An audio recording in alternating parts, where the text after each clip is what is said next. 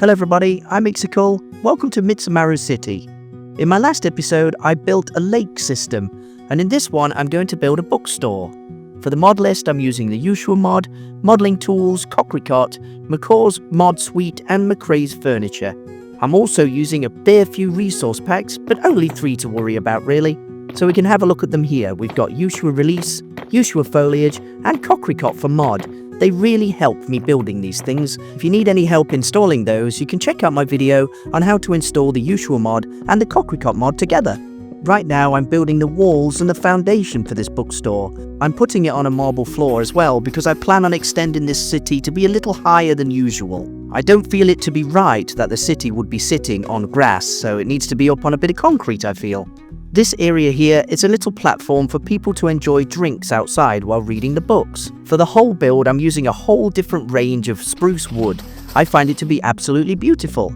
Some of the other parts of the city are going to be built with concrete and other different materials, but for now, I'm concentrating on spruce. Here, I'm adding a few tables and a couple of poles that I can use for umbrellas. Let me just quickly shift to the first-person mode to show you how I use the GUI tool. First, I turn them into entities with the gourd, then I use the GUI tool to rotate them like this.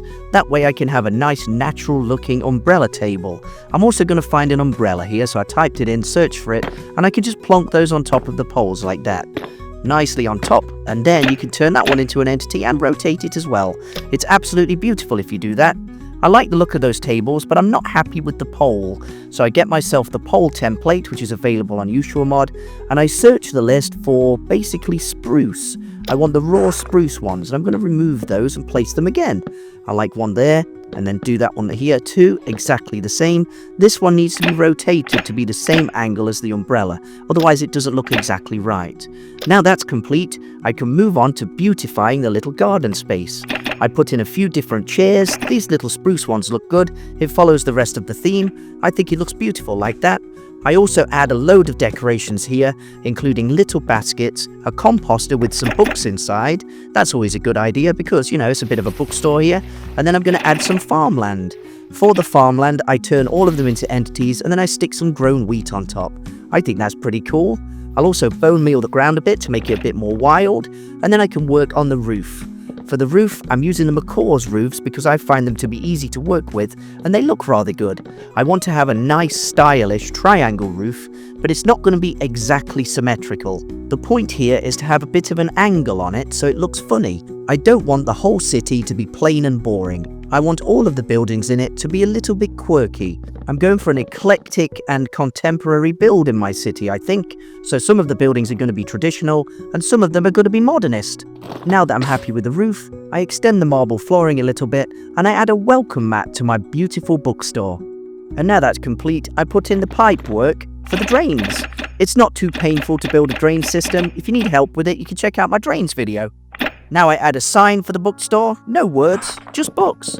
Inside the bookstore, I'm going to add a counter area for the worker to be in.